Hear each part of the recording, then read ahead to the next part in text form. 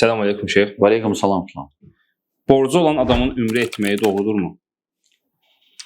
Və ümumən borc barədə bizə nəsihət edərdiniz. Elhamdülillah. Borc məsələsi, qardaşlar, borc əslində ağır məsələdir. İmkan varsa borca girmə. Əgər hətta girsən belə, nə qədər tez qaytarsan o da yaxşıdır. Həmçinin borcu verəndə yazmaq lazımdır. Hansı ki biz çoxumuz bunu eləmirik. Borc verəndə yazmaq lazımdır. Qeyd olunmalıdır müəyyən məsələlər. Çünki həyatdır, birdən sabah ölərsən. Bitər hər şey. Və təbii ki, vəsiyyətində qeyd eləməlisən bunları.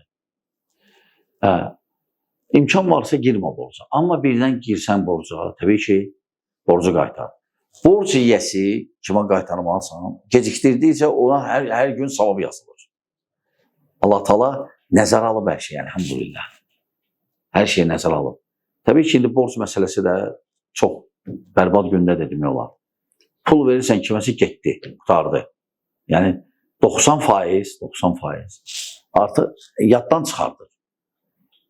Yaddan çıxardır. Hətta deyəndə incir sənə, sən borclu çıxardır. Budur, bu böyük məsələlərdən. Həmçinin insan özü üçün borclu olan. Çünki Allah Subhanahu taala özünə aid məsələləri bağışlayır, amma insanlar arasında olan haqları bağışlamır.